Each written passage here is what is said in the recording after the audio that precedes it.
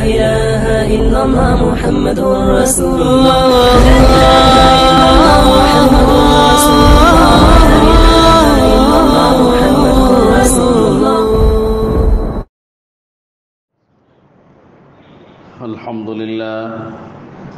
الحمد لله نحمده ونستعينه ونستغفره ونؤمن به ونتوكل عليه ونعوذ بالله من شرور أنفسنا ومن سيئات أعمالنا من يهده الله فلا مضل له ومن يضلله فلا هادي له ونشهد أن لا إله إلا الله وحده لا شريك له ونشهد أن سيدنا ونبينا ومولانا محمدا عبده ورسوله صلى الله عليه وعلى آله وأصحابه وبارك وسلم تسليما كثيرا كثيرا. أما بعد فأعوذ بالله من الشيطان الرجيم. بسم الله الرحمن الرحيم. يا أيها النبي قل لأزواجك وبناتك ونساء المؤمنين يدنين عليهن من جلابيبهن.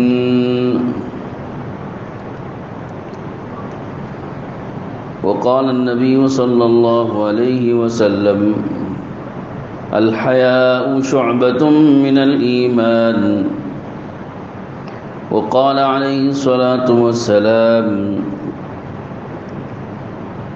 الدنيا كلها متاع وخير متاع الدنيا المرأة الصالحة أو كما قال رسول الله صلى الله عليه وسلم.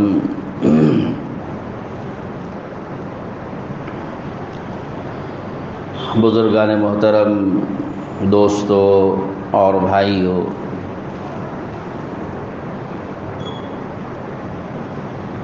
اس وقت آپ کے سامنے قرآن پاک کی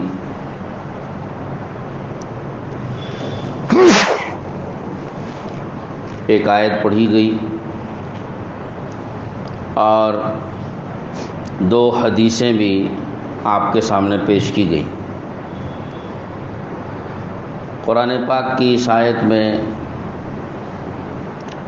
اللہ تعالی شانو نے ارشاد فرمایا کہ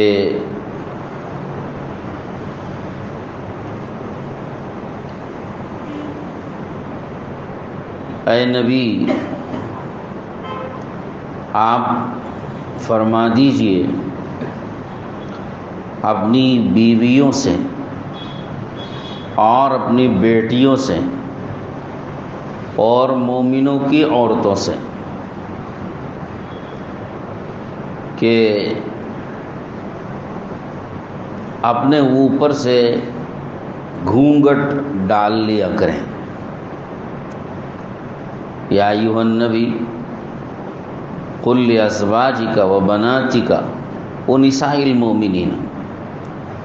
اے نبی، آپ فرما دیجئے اپنی بیویوں اور بیٹیوں اور مومنوں کی عورتوں سے یدنین علیہن من جلابیبہن، کہ اپنے گھونگھٹ کو، اپنے جلباب کو اپنے اوپر سے ڈال لیا کریں. یہ آیت نازل ہوئی پردے کے متعلق. اس سے پہلے پردہ فرض نہیں تھا. آیت کے نزول سے پہلے پردہ فرض نہیں ہوا تھا، پردے کا حکم نازل نہیں ہوا تھا.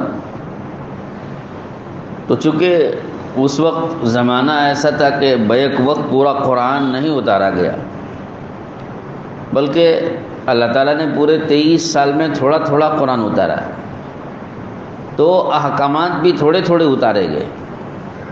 پہلے ایک حکم آیا، پھر دوسرا حکم، پھر تیسرا حکم. اب اگلا حکم آنے تک اس حکم پر عمل ضروری نہیں، کیونکہ حکم آیا ہی نہیں. لیکن جب پورا قرآن نازل ہو گیا، حضور صلی اللہ علیہ وسلم پر آخری آیتیں بھی اور آخری وحی بھی نازل ہو گئی، اب پورے قرآن پر عمل ہر ایک پر ضروری ہوگا. جو آدمی اب مسلمان ہوگا، اسلام میں آئے گا یا مسلمان گھرانے میں پیدا ہوگا، اب اس پر پورے قرآن پاک پر عمل ضروری ہو جاتا ہے. اور قرآن میں جتنے احکامات اترے ہیں ان سب احکامات پر عمل اس کے لیے ضروری ہو جاتا ہے. تو لہذا ایسا ہی یہ پردے کا بھی مسئلہ ہے کہ پہلے پردہ ضروری نہیں تھا، ابھی حکم آیا نہیں تھا، تو اس وقت تک اگر پردہ نہیں کرتے تھے تو گنہگار نہیں تھی. لیکن جب پردے کا حکم اتر گیا تب تو سب کو پردہ کرنا ضروری ہو گیا. لیکن اب تمام مسلمانوں کی عورتوں کو پردہ کرنا ضروری ہے، کیونکہ حکم آ چکا ہے. حکم آ جانے کے بعد پھر کوئی ڈھیل اور نرمی یا استثناء نہیں ہے، کوئی ایگزمپشن نہیں ہے، سب پر پردہ ضروری ہے. پردہ کسے کہتے ہیں؟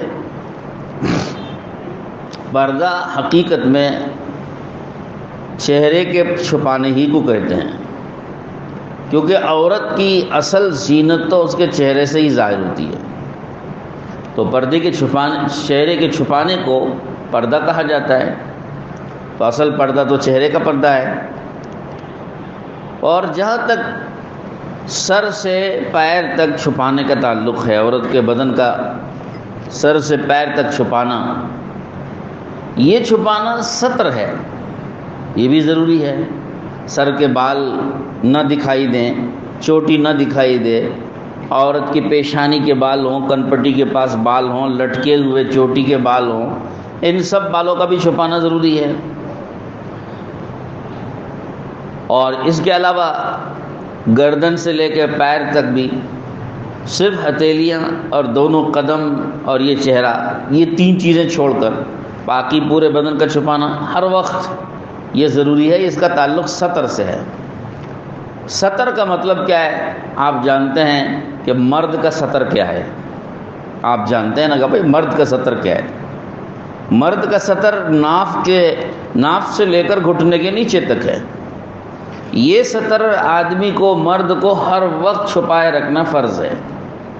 اس کو کسی حال میں بھی، تنہائی میں بھی کھولنا نہیں چاہیے، اور کوئی دیکھ رہا ہو تب بھی کھولنا جائز نہیں ہے، کوئی نہیں دیکھ رہا ہو تب بھی کھولنا جائز نہیں. ستر چھپانا فرض ہے، ستر چھپانا ضروری ہے. تنہائی میں بھی بہت سے لوگ نکر پہن کے پھرتے رہتے ہیں، گھروں میں نکر پہن کے پھر رہے ہیں، اور وہ گھٹنے بھی کھلے ہوئے ہیں، ران کھلے ہوئے ہیں. بہت سے لوگ تو نکر بھی پوری نہیں ہوتی ہے، فل نکر نہیں، ہاف نکر ہوتی ہے، تو اس میں بھی پھرتے رہتے ہیں گھروں کے اندر. اور یہ بھی لحاظ نہیں کرتے کہ ناف سے لے کر گھٹنے کے نیچے تک یہ ستر میں داخل ہے، اس کا ہر وقت چھپانا فرض ہے مرد کے لیے. چاہے کوئی دیکھ رہا ہو نہ دیکھ رہا ہو، کسی کی نگاہ پڑتی ہو نہ پڑتی ہو، مجمع میں ہو کہ اکیلے میں ہو، اس کو چھپانا ہر حال میں فرض ہے. اب اگر اس کو کھول کر اگر نماز پڑھے گا، نماز نہیں ہوگی. ستر چھپانا فرض ہے. تو اب یہ ستر ہوا. آپ جانتے ہیں کہ مرد کوئی بھی صرف ستر چھپا کے باہر نہیں آتا. بھائی ناف سے لے کے گھٹنے کے نیچے تک ستر ہے، تو بھائی ستر چھپانا فرض ہے. تو جتنا فرض ہے اسی پر عمل کرنے کے لیے، باقی چیزوں پر عمل کہتے ہیں نا کہ بھائی باقی چیزوں پر تو عمل فرض نہیں ہے. تو ناف سے گھٹنے کے نیچے تک تو چھپانا فرض ہو گیا، اور باقی بدن کا چھپانا فرض نہیں ہے. تو کیا کوئی مرد اس کو گوارا کرے گا کہ صرف ناف سے لے کر گھٹنے کے نیچے تک ایک لمبی ہاف پینٹ پہن کے باہر مجمع میں آ جائے، کھانے پینے کے لیے آ جائے، ہوٹل پہ چلا جائے، آفس میں چلا جائے، دوستوں سے ملنے کے لیے، رشتہ داروں سے ملنے کے لیے آئے، سسرال میں چلا جائے؟ ذرا کوئی جائے گا اس طرح سے؟ کوئی نہیں جائے گا. کیوں نہیں جاتا صاحب؟ کیا وجہ ہے؟ فرض تو نہیں ہے نا پورے بدن کا چھپانا؟ تو چھپانا تو اتنا ہی فرض ہے. تو صرف فرض پر عمل کر کے باقی بدن کو کھلا رکھنے میں کیا حرج ہوتا ہے؟ وہ تو فرض نہیں تھا.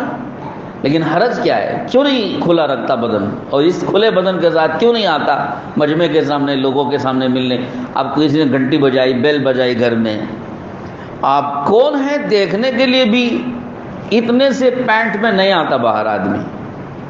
باقی یہ کہ بھائی دیکھنے کے بعد اچھا پتہ چلا کہ بھائی ہمارے خسر صاحب آ گئے، تو پتہ چلا کہ وہ دوست آ گیا، پرانا دوست آ گیا، پتہ چلا کہ ایک بہت بڑے رشتہ دار آ گئے، تو گھر میں جا کے پھر بدن کے کپڑے پہن کر کے اور اچھا سا ٹھیک ٹھاک ہو کے پھر آ کے ان کے استقبال کرتا ہو، دروازہ کھولتا ہو۔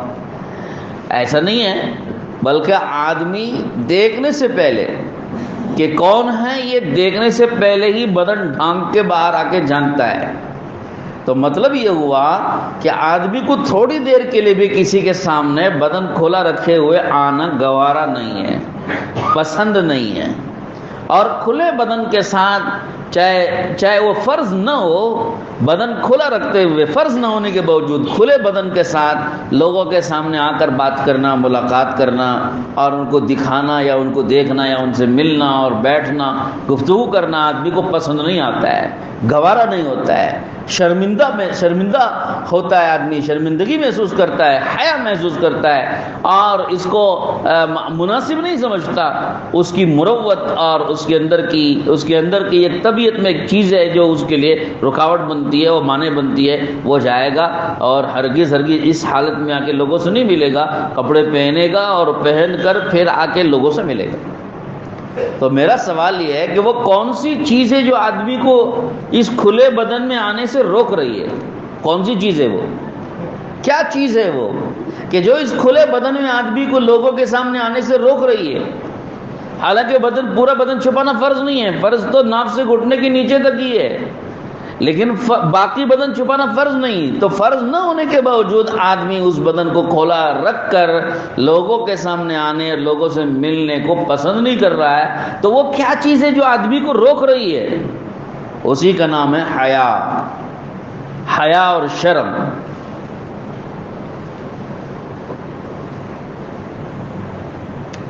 تو یاد رکھیں، شرم اور حیا ہر انسان میں ہوتی ہے۔ اب جو میں بات عرض کر رہا ہوں کہ ایک کھلے بدن کے ساتھ آدمی دوستوں سے، اچھے بچھے لوگوں سے، اچھے رشتہ داروں سے اور ایک آفیشیل جگہ میں آنا پسند نہیں کرتا، تو یہ پسند نہ کرنے کی خصلت اور عادت اور صفت صرف مسلمان کے اندر ہے؟ مجھے آپ بتائیں، کیا یہ جو صفت ہے کہ اس کھلے بدن کے ساتھ لوگوں کے سامنے آ کر ملنے کے لیے جو تیار نہیں ہے، تو کیا یہ عادت صرف مسلمان کے اندر ہے؟ کہ اس میں تو کوئی مسلمان کی تخصیص نہیں ہے، غیر مسلم بھی پسند نہیں کرتا ہے۔ ایک بے ایمان آدمی ہے، کوئی ہندو ہے، کوئی سکھ ہے، کوئی عیسائی ہے، کوئی بدھ مذہب کا ماننے والا بھی ہے، کسی بھی مذہب کا ماننے والا ہو، وہ آدمی بھی اگرچہ کہ وہ اسلام کو جانتا بھی نہیں ہے اور اسے ناف سے گھٹنے تک ہی فرض ہے، باقی بدن فرض نہیں ہے، یہ سارے احکامات بھی اسے معلوم نہیں ہے، اس کے باوجود اس کھلے بدن کے ساتھ وہ آدمی بھی لوگوں سے ملنا پسند نہیں کرتا ہے۔ کیا چیز ہے اس کے اندر؟ اس کو کون سی چیز روک رہی ہے؟ اس کو بھی وہی حیا اور شرم روک رہی ہے۔ تو شرم و حیا کا تعلق انسان کی فطرت سے ہے، ہر انسان کی فطرت میں اللہ نے پیدا کر رکھی۔ اس سے بھی زیادہ میں آپ کو بتاؤں کہ شرم و حیا تو کسی درجے میں جانوروں میں بھی پائی جاتی ہے۔ جانوروں میں بھی شرم و حیا بہت سے جانوروں میں پائی جاتی ہے، بہت سے کسی درجے میں ان میں بھی پائی جاتی ہے۔ آپ نے بلی کو دیکھا ہوگا، بلی کو دیکھیے آپ، بلی کبھی وہ اپنا گندگی کرتی ہے تو وہ فوراً مٹی ڈالتی ہے اس کے اوپر، آپ بلی کو دیکھیے۔ اور بھی کئی جانوروں کو اس طرح آپ دیکھیں گے، بعض جانور تو اپنی مادہ کے ساتھ ملنا کھلے عام پسند نہیں کرتے، وہ تو چھپ کے راستہ ڈھونڈتے ہیں۔ تو یہ کیا چیز ہے جانوروں کو بھی اس چیز سے روک رہی ہے؟ تو وہ بھی شرم و حیا۔ تو پتہ چلا کہ شرم و حیا بہت کسی درجے میں جانوروں میں بھی پائی جاتی ہے۔ تو بے شرمی اور بے حیائی بعض جانوروں میں بھی پسندیدہ نہیں ہے اور عام انسانوں میں بھی پسند نہیں ہے۔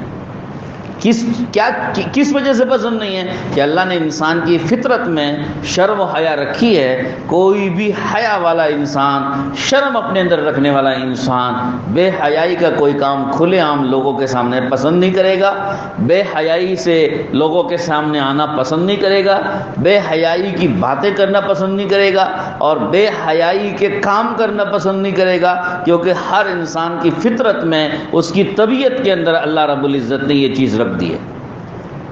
اسی لیے حضور اکرم صلی اللہ علیہ وسلم نے فرمایا کہ اگر تمہارے اندر حیا نہیں ہے تو اب تم کو کوئی چیز نہیں روک رہی ہے. فَاسْنَعْ مَا شِئْتَ، دروازہ کھلا ہوا ہے، اب جو چاہے کرو. تمہاری حیا ختم تو سمجھو سب کچھ ختم. اب تم جو چاہے کر سکتے ہو، کچھ بھی کر لو، اب کوئی چیز تم کو روکنے والی نہیں. اس لیے کہ حیا وہی ایک چیز روکنے والی تھی، وہ ختم ہو گئی، اب کوئی رکاوٹ نہیں، اب جو چاہے کرو. مطلب یہ ہے کہ حیا تمہارے اندر اگر ہے تو ہر چیز کو یہ حیا روک سکتی ہے. اگر تمہارے اندر سے حیا نکل گئی تو یوں سمجھو کہ اب کوئی رکاوٹ نہیں ہے. ہر غلطی، ہر گناہ، ہر بے حیائی، ہر بدتمیزی، ہر بے ادبی، ہر گستاخی، ہر قسم کی نافرمانی، سب چیزوں میں انسان آزاد ہو جاتا ہے بے حیائی کے نکل جانے کے بعد. اس لیے حضور نے فرمایا کہ اذا لم تستحی فاصنع ما شئت، اگر تم حیا نہیں کر رہے ہو تو پھر تو جو چاہے کرو. حیا تمہارے اندر ہے تو یہ تمہیں روکے گی، ہر غلط کام سے روکے گی. حیا نہیں ہے تو پھر کسی کام سے نہیں روکے گی. تو اب آپ اس سے اندازہ لگائیے کہ حیا اور شرم کی کتنی اہمیت ہے ایک انسان کے اندر. جب ایک عام انسان کے اندر، چاہے وہ مسلمان ہو کہ غیر مسلم ہو، حیا اس کے اندر ہونی ضروری ہے. حیا ختم ہو جاتی ہے تو وہ ہر چیز میں آزاد ہو جاتا ہے. یہ ایک عام انسان والی بات. تو پھر عورت میں کتنی حیا ہونی چاہیے؟ عورت میں تو مرد سے زیادہ حیا ہوتی ہے. فطرت میں اللہ نے عورت کے حیا رکھی ہے. ایک مرد ممکن ہے کہ بنیان پہن کر کے تھوڑا سا باہر آ جائے، لنگی بنیان میں آ جائے، لیکن ایک عورت اپنے اس طرح کے لباس میں باہر آنا پسند نہیں کرتی تھی. اور اب حیا چونکہ ختم ہو رہی ہے نا، عورتوں سے حیا نکل رہی ہے، اور جتنی حیا عورتوں سے ختم ہو رہی ہے اتنی وہ تمام چیزیں جو حیا کے لیے اس کے لیے رکاوٹ بن رہی تھی، وہ تمام کام آسان ہوتے چلے گئے. جو حضور نے فرمایا وہ بات صحیح نکلی کہ حیا تمہارے اندر ختم ہو رہی ہے، اب ہر کام تمہارے لیے آسان ہے. چنانچہ عورت اپنے ان کپڑوں میں بھی باہر آ جاتی ہے جو ایک شوہر کے سامنے رہتی ہے. آدھا نیم برہنہ لباس، نیم برہنہ لباس اس کو کہتے ہیں کہ آدھا بدن کھلا، آدھا بدن ننگا لباس، آدھا بدن ننگا اور آدھا بدن چھپانے والا لباس، جو عام طور پر ایک عورت شوہر کے سامنے تو رہنا گوارا کرتی تھی اور اپنے بچوں کے سامنے بھی نیم برہنہ لباس کے ساتھ آنا پسند نہیں کرتی تھی. اب اس نیم برہنہ لباس کے ساتھ اب وہ سڑک پہ بھی آنے لگ گئی ہے. کیا وجہ ہے؟ حیا ختم ہو گئی. جب حیا ختم ہوئی تو اب وہ بغیر کپڑے کی بھی آنے کو وہ برا نہیں سمجھے گی. چنانچہ بہت سی عورتیں ایسی ہوتی ہیں، آپ دیکھیں گے کہ وہ ایسا لباس پہن رہی ہیں، لمبا سا ایسا، جو انہوں نے جمپر پہنا ہوا ہے جو سائیڈ میں کٹا ہوا ہے، سائیڈ میں دونوں سائیڈ کٹا ہوا رہتا ہے. جمپر ہوتا ہے نا، دونوں سائیڈ کٹا ہوا ہے، دامن سامنے کو ہے اور پیچھے دامن ہے، بیچ میں دونوں رانوں کی طرف سائیڈ میں کٹا ہوا رہتا ہے. تو آپ دیکھتے ہیں پہلے کی عورتیں کٹا ہوا جمپر نہیں پہنتی تھیں، گول جمپر پہنتی تھیں. کیوں؟ کہ اس سے رانیں کھلی بھی دکھتی ہیں. اب حیا جب سے ختم ہوئی ہے تب تو کٹا ہوا جو جمپر پہنتی ہیں وہ اتنی دور تک کٹا رہتا ہے کہ کمر تک بھی کٹا ہوا ہے، کمر تک ہے. دامن لمبا، نیچے تک لمبا ہے، گھٹنے سے نیچے تک بھی لمبا ہے، لیکن وہ کٹا ہوا ہے دونوں سائیڈ سے کمر تک، اور کمر سے لے کے گھٹنوں تک، رانوں تک پورا یہ جو ہے حصہ عورت کا نظر آتا ہے. اگرچہ کہ شلوار پہنی ہوئی ہو اور اندر ازار پہنی ہوئی ہو، لیکن وہ شلوار اور ازار چست اور ٹائٹ ہوتی ہے. جب سائیڈ سے، دونوں سائیڈ سے وہ کٹا ہوا رہے گا تو وہ چست ازار میں اس کی پوری ران اور پورا بدن اچھی طرح دکھتا ہے. اور اس کو حیا کے خلاف نہیں سمجھتی ہے، اس کو بے شرمی نہیں سمجھتی ہے، بے دریغ اس کو پہن کے آ رہی ہیں. اس سے بھی آگے بڑھ کر جو لباس بنیان والا ہے، چست ایک دم بدن سے چمٹ جاتا ہے، بنیان ٹائپ، ٹی شرٹ جیسے ہوتے ہیں، بنیان ٹائپ ہوتے ہیں فلیکسیبل، وہ پہن کر کے ایک عورت پینٹ بھی نیچے اسی طرح کا اور اوپر شرٹ بھی اسی طرح کا اور پہن کر کے باہر آتی ہے بے دریغ، اور اسے کوئی اس میں ممانعت نہیں ہے، کوئی حیا اور کوئی شرم نہیں ہے. اگر اس کو برسر عام اس بنیان کو بھی نکالنے کو کہو تو نکال دیتی ہے، اس میں کوئی اس کو بے شرمی محسوس نہیں ہوتی. اور ہوتا ہے ایسا کہ جب وہ بنیان پہن کے اور ٹائٹ پینٹ پہن کر کے آتی ہے، بنیان والی پینٹ پہن کے آتی ہے، تو اٹھتے بیٹھتے چلتے پھرتے میں یہ اوپر کا جو ٹی شرٹ ہے یہ ہٹ جاتا ہے، کھل جاتا ہے، پیٹ بھی نظر آ رہا ہے، پیٹھ نظر آ رہی ہے، کمر نظر آ رہی ہے، کمر سے نیچے کے اعضاء اور حصے نظر آتے ہیں، اور اسے کوئی اس میں شرم اور حیا محسوس نہیں ہوتی ہے. اس لیے کہ اللہ کے نبی نے فرما دیا کہ جب تمہاری حیا ختم ہو گئی، اب کچھ بھی ہو جاوے تو تم کو کچھ اثر نہیں پڑتا، کوئی فرق نہیں پڑتا. تو میرے بھائیوں، حیا اور شرم انسان کی فطری چیز ہے. اگر آپ کے اندر حیا ہے تو جتنی زیادہ حیا ہوگی اتنی زیادہ آپ اپنے آپ کو ڈھکنا، اپنے آپ کو چھپانا آپ پسند کرو گے. اسی لیے اللہ کے رسول صلی اللہ علیہ وسلم نے عورت کو ایسا لباس پہننے سے منع فرمایا جو لباس اتنا باریک ہو کہ اس باریک لباس کے اندر سے بدن کا رنگ، کھال کا رنگ یا کھال دکھائی دے رہی ہو، بدن کے اعضاء دکھائی دیتے ہو، ایسا باریک لباس حضور نے پہننے سے منع فرمایا. کیوں؟ کہ یہ تو پہننا نہ پہننا دونوں برابر ہے. اور اسی طرح سے ایسا لباس بھی حضور نے پہننے سے منع فرمایا جو بدن سے چمٹ جائے، چست اور ٹائٹ ہے. کیوں منع کیا؟ کہ اس سے چست اور ٹائٹ لباس پہننا نہ پہننا دونوں برابر ہے، اس لیے کہ لباس پہننے کا مقصد تھا اعضاء کو چھپانا. جب عورت نے ایسا ٹائٹ لباس پہنا کہ جس سے اندر کے اعضاء پوری طرح سے نمایاں طریقے سے لوگوں کو دکھائی دے رہے ہوں، پھر لباس پہننے کا فائدہ ہی کیا ہے؟ کب لباس پہنا ہی تھا اعضاء چھپانے کے لیے، اب لباس پہن کے بھی اعضاء دکھ رہے ہیں تو لباس پہننے کا فائدہ کیا ہوا؟ حضور پاک صلی اللہ علیہ وسلم نے اسی کے بارے میں فرمایا کہ قیامت کے قریب ایسی عورتیں آئیں گی کہ رب کاسیات عاریات، بعض ایسی عورتیں بھی پیدا ہوں گی جو کپڑا پہنی ہوئی ہوں گی مگر پہنے ہوئے ہونے کے باوجود ننگی شمار ہوں گی، ننگی ہوتی ہیں. رب کاسیات عاریات، کہ بعض کپڑا پہنی ہوئی عورتیں ایسی ہوتی ہیں جو ننگی ہوتی ہیں. اب کپڑا پہن کے بھی ننگی کیسی ہوں گی؟ تو ظاہر سی بات ہے کہ کپڑا پہن کے بھی ننگی ہونے کی دو شکلیں ہیں. یا تو ایسا باریک کپڑا پہنا ہے کہ اندر کے پورے اعضاء، رنگ و کھال و بال تک دکھائی دے رہے ہیں اور اس کی حیت بھی دکھائی دے رہی ہے، یا ایسا ٹائٹ لباس ہے کہ پہننے کے باوجود، موٹا ہونے کے باوجود اندر کے پورے اعضاء اچھی طرح سے نمایاں طریقے سے دکھائی دے رہے ہیں. تو ظاہر ہے کہ یہ پہن کر بھی نہ پہننے والوں کی طرح سے ہوا. تو حضور نے فرمایا کہ بعض عورتیں ایسی ہوتی ہیں، تو حضور نے یہ پیشن گوئی دی ہے. اور ایسی عورتوں کے بارے میں حضور پاک صلی اللہ علیہ وسلم نے حدیث پاک میں وعید بیان فرمایا کہ ایسی عورتیں لم یجدن ریح الجنہ، یہ جنت کی خوشبو بھی نہیں سونگھ سکیں. جنت میں داخل ہونا تو دور کی بات ہے، جنت کی خوشبو بھی انہیں میسر نہیں ہوگی، نصیب نہیں ہوگی. ایسا دور کر دیا جائے گا جنت سے ایسی عورتوں کو. مائلات ممیلات، خود بھی یہ مردوں کی طرف مائل ہو رہی ہوں گی اور دوسرے مردوں کو اپنی طرف مائل کر رہی ہوں گی. یہ عورتیں جنت کی خوشبو بھی ان کو نہیں ملے گی. یہ اللہ کے رسول صلی اللہ علیہ وسلم نے فرمایا ہے. کیوں فرمایا؟ یہ عورت کے تحفظ کے لیے فرمایا، عورت کی آبرو بچانے کے لیے فرمایا، عورت کے اندر زینت کو باقی رکھنے کے لیے حضور نے فرمایا، عورت کی خصوصیت کو باقی رکھنے کے لیے حضور نے یہ نصیحت فرمائی ہے کہ عورتیں لباس پہنیں اور اپنا پوشاک پہنیں، بدن پوری طرح ڈھانکیں، اچھی طرح چھپائیں کہ ان کے اعضاء نہ دکھائی دیں، ان کی کھال نہ دکھائی دے، ان کا رنگ و روپ نہ دکھائی دے، ان کے بال چھپے ہوئے رہیں، ان کا بدن ڈھکا ہوا رہے، چہرہ ڈھکا ہوا رہے، اور ان کا رنگ بھی لوگوں کو نہ معلوم ہو، اور یہ بھی تک نہ معلوم ہو لوگوں کو کہ یہ جوان ہے کہ بوڑھی عورت ہے، اور یہ گوری ہے کہ کالی ہے، خوبصورت ہے کہ بدصورت ہے، یہ تک پتہ نہ چلے. حتیٰ کہ عورت آواز بھی ظاہر نہ کرے، اس لیے کہ آواز سے بھی عورت کی وہ مردوں کا میلان پیدا ہو جاتا ہے۔ اس لیے حضور پاک علیہ السلام نے ان باتوں کی نصیحتیں فرمائی ہیں۔ یہ جو کالا برقع پہنا جاتا ہے، آپ جانتے ہیں کہ بھئی کالا برقع کیوں پہنتے ہیں؟ برقع تو چھپانے کا، بدن کو چھپانے کے لیے ہے، تو کسی بھی رنگ کا برقع پہن سکتے ہیں نا، کالے برقعے میں کیا خصوصیت؟ آپ جانتے ہیں کہ کالے کی طرف میلان کم ہوتا ہے، کالے کی طرف لوگوں کا میلان کم ہوتا ہے۔ رنگ اور روپ جتنا رنگیلی چیز ہوگی اتنا میلان اور جھکاؤ زیادہ ہوتا ہے۔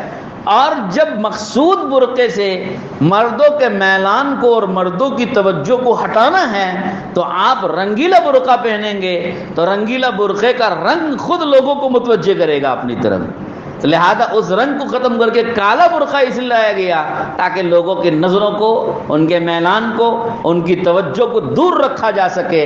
کیوں دور رکھنا مقصود ہے؟ تاکہ اس عورت کی آبرو محفوظ رہے، اس عورت کی عزت محفوظ رہے، اس عورت کی جو شان اور امتیاز اور شوکت ہے وہ محفوظ رہے، اس عورت کی جو خصوصیت ہے وہ محفوظ رہے، اس کی حیا محفوظ رہے، اس کی عزت محفوظ رہے، اور اس کے اوپر کوئی نگاہ نہ ڈال سکے، کوئی ہوس بری نگاہ، بری نگاہ، شہوت والی نگاہ، بری نیت سے نگاہ، برے خیالات والا اپنی نگاہ اس عورت کی طرف نہ ڈال سکے۔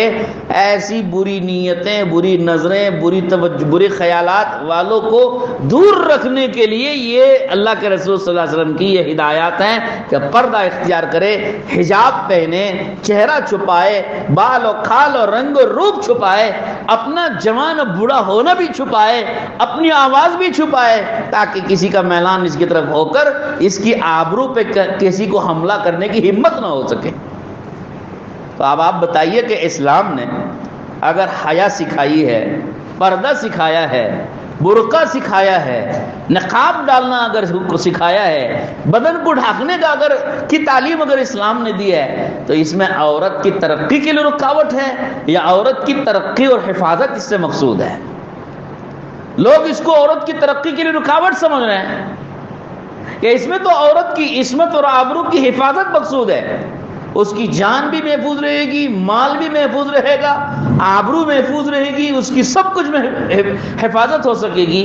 اور جب وہ چیز نہیں رہے گی تو عورت کے اوپر بری نگاہ ڈالنے والے بری نگاہ بھی ڈالیں گے، حملہ کرنے والے حملہ بھی کریں گے، چھیڑ چھاڑ کرنے والوں کو موقع ملے گا، اور پتہ نہیں کس کس بری نیتوں سے آگے بڑھنے والے مردوں کو اپنی ہوس پوری کرنے کا اور اپنی شہوتیں مٹانے کا اور شہوتیں بجھانے کا انہیں ایک موقع ملتا ہے۔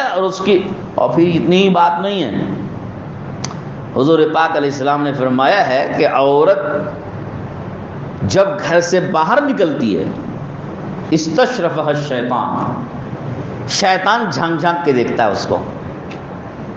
شیطان جھانک جھانک کے دیکھتا ہے کا مطلب کیا ضرورت ہے شیطان کو جھانک جھانک کے دیکھنے کی؟ جب شیطان جھانک جھانک کے دیکھے گا تو مقصود اس کا یہ ہوگا کہ وہ اس عورت کی طرف مخلوق کو متوجہ کر سکے، تو لہذا اس کے جھانکنے کا مطلب یہ ہوتا ہے کہ وہ اپنے چیلوں کو، شانٹوں کو، جن کے اوپر اس کا کنٹرول ہو چکا، جو شیطان کے کنٹرول میں آ چکے، جو شیطان کے غلام بن چکے، شیطان کے بہکاوے میں آسانی سے آ جاتے ہیں، شیطان کی جال میں پھنس جاتے ہیں، شیطان کی جو بات مان لیتے ہیں، شیطان کی جو اتباع کر لیتے ہیں، شیطان کی جو پیروی کر لیتے ہیں، ان سب کی نگاہوں کو مجبور کرے گا، مائل کرے گا، متوجہ کرے گا، جھکائے گا، موڑے گا، سب کو کہے گا کہ دیکھو اس عورت کو جھانک جھانک کے دیکھو، اچھی طرح سے دیکھو، پاؤں بھی دیکھو، اس کے ران بھی دیکھو، اس کا پیٹ بھی دیکھو، سینہ بھی دیکھو، چہرہ بھی دیکھو، سر بھی دیکھو، سب کو وہ متوجہ کرے گا۔ جب سارے یہ شیطان کے چیلے اور چانٹے اور شیطان کی اتباع کرنے والے ایک عورت کی طرف اس قدر متوجہ ہوں گے، آپ مجھے بتاؤ کیا عورت کی آبرو محفوظ رہے گی؟ عورت کی عزت محفوظ رہے گی؟ اس عورت کی جان سلامت رہے گی؟ اور اس عورت کی حیا محفوظ رہے گی؟ نہ اس کی جان سلامت، نہ مال سلامت، نہ آبرو سلامت رہے گی، اس لیے کہ اتنے سارے لوگ اس کی طرف متوجہ ہیں اور وہ سب کو اچھا یہ کتنی بڑی بدقسمتی کی بات ہوگی۔ ایک طرف تو شیطان کی یہ حرکت، دوسری طرف خود عورت اگر بن ٹھن کے اس طرح بے پردہ بے حجاب نکلے اور اس کا مقصود ہی اپنے غیر مردوں کو اپنی طرف متوجہ کرنا اگر اس کا مقصود بن جائے تو پھر یہ شیطان سے پوری طرح ہاتھ ملا چکی ہے۔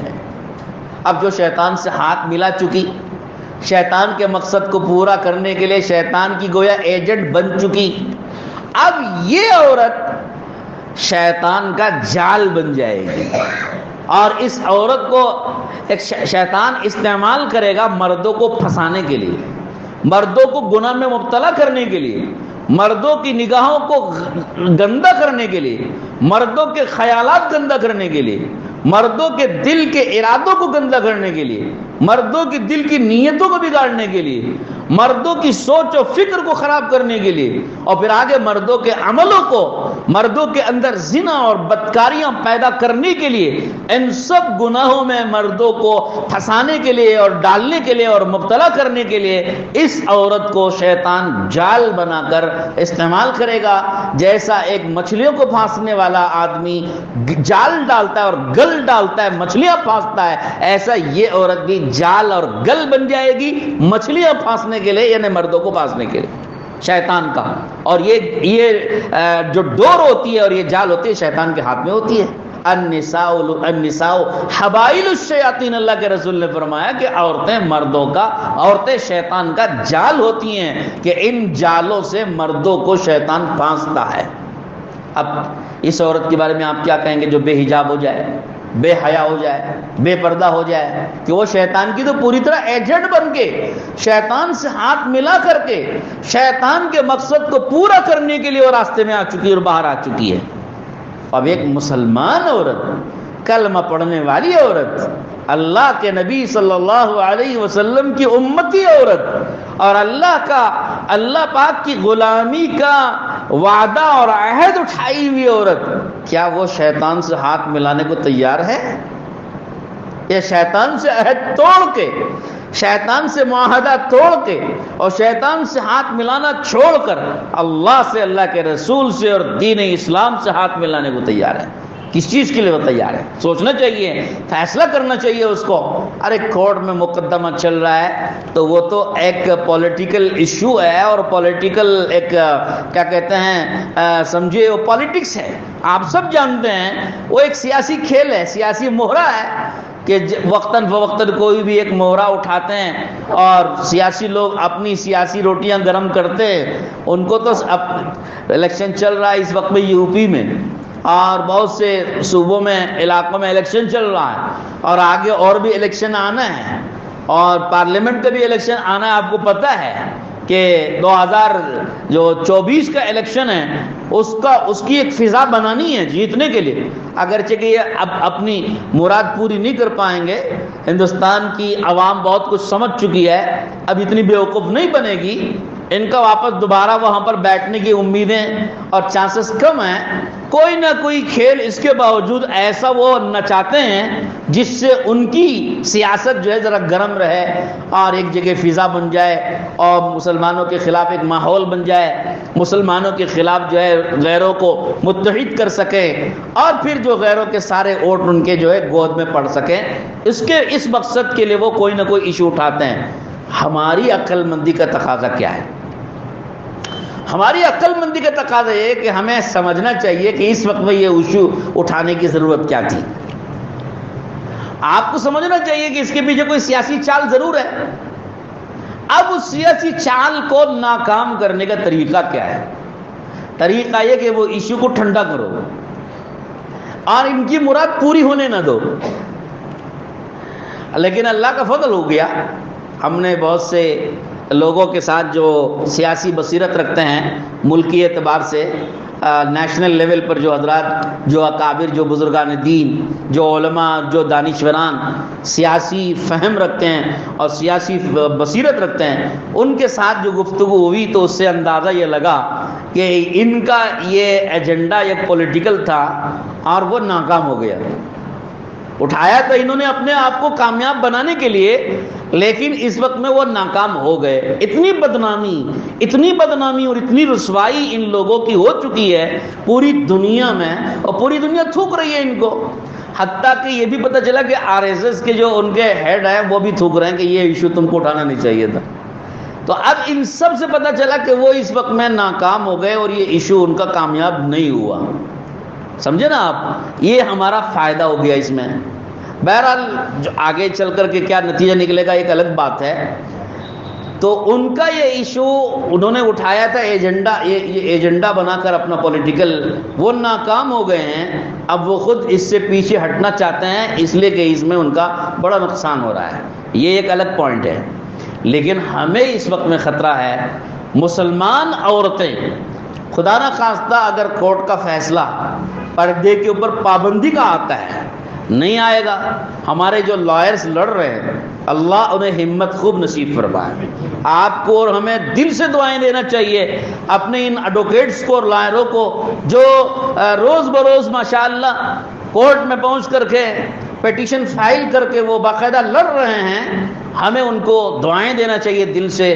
ہم نے روز ہمارے علماء اور دیگر حضرات بھی سن رہے ہیں روزانہ جو لائیو ٹیلی کاسٹ اس کا ہوتا ہے کورٹ کے سیشن کا, تو سنتے ہیں تو ہمارے ایڈوکیٹس بہت مضبوط دلائل پیش کر رہے ہیں, بڑی ہمت کے ساتھ اور بڑی سمجھداری کے ساتھ وہ دلائل پیش کر کے ہمارا مدعا ثابت کرنے کی پوری کوشش میں لگے ہوئے ہیں.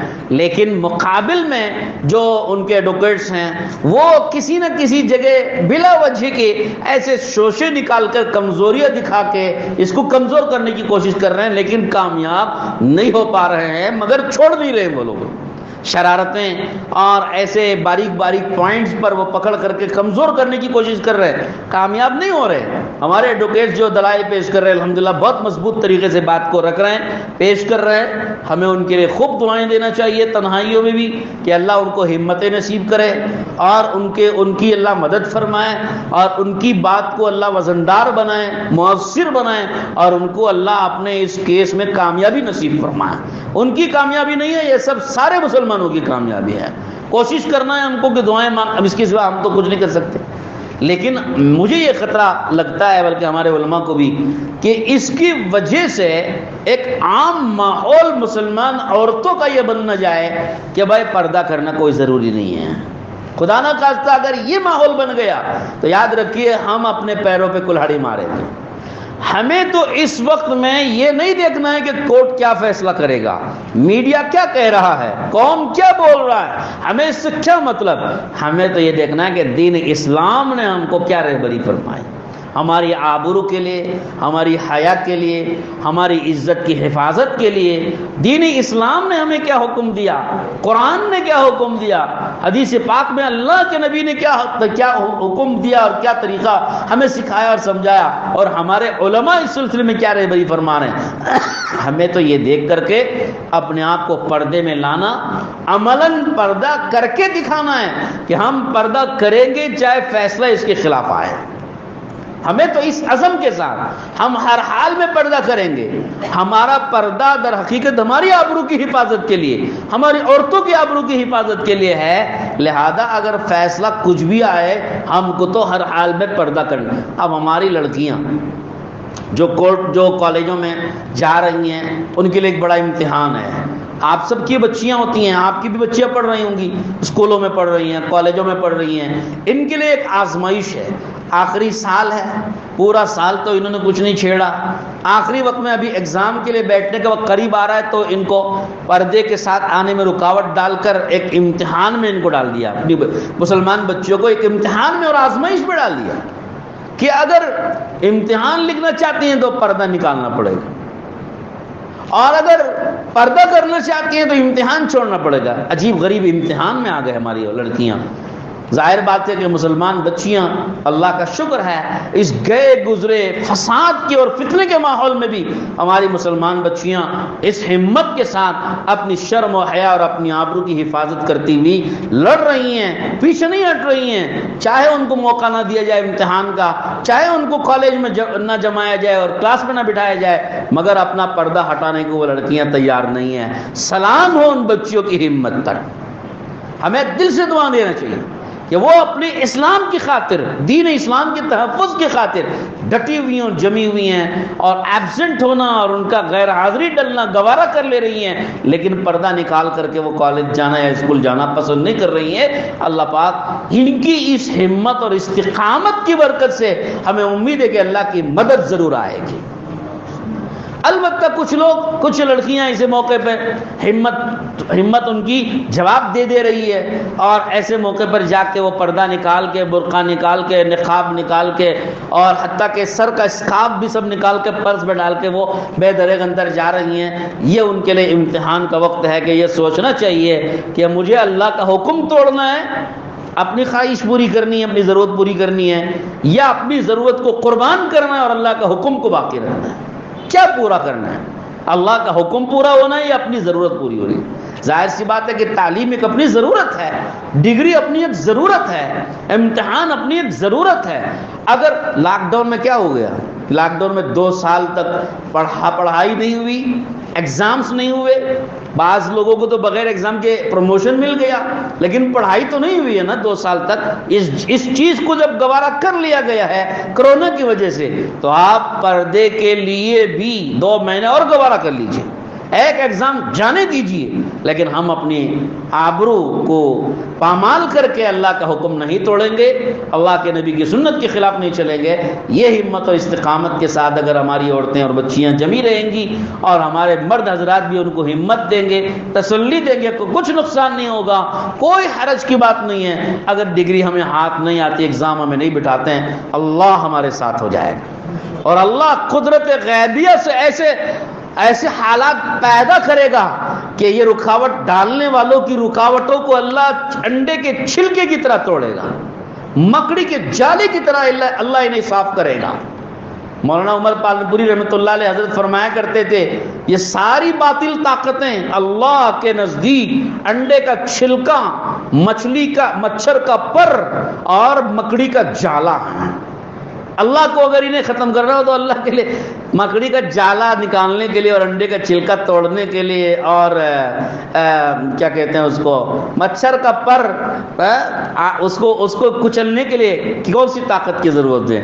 اللہ کے ہاں ایسی قوتیں موجود، ایسی تدبیریں اللہ کرتا ہے کہ خود بخود غیبی طریقے سے انتظام ہو جاتا ہے۔ جیسے ہمارے صوبے کرناٹک میں، وقت بڑھ رہا ہے لیکن میں بات آپ کو سنانا ضروری سمجھتا ہوں، صوبے کرناٹک میں ہمارے یہی تو یہ سب حالات پیدا ہوئے۔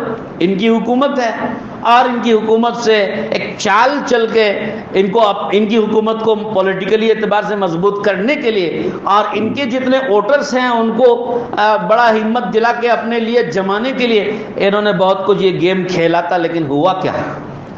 ہوا یہ کہ اللہ کا شکر کہ یہاں ملک میں ہزاروں ذاتیں ہیں۔ مجھے ایک بات آپ سے ضرور عرض کرنا ہے، یہ دھیان سے سنیے گا، مسلمان کے علاوہ جتنے لوگ ہیں سب کو آپ ہندو مت کہیے۔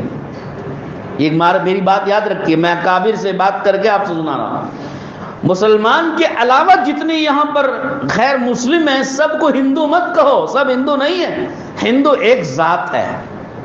اس کے علاوہ ہندوستان میں ہزاروں ذاتیں ہیں۔ کل ہماری ایک میٹنگ ہو رہی تھی، اس میں ہمارے ثناء اللہ صاحب IAS آفیسر وہ کہنے لگے 5600 ذات ہیں۔ کتنے؟ 5600 ذاتیں ہیں ہندوستان میں غیروں کی۔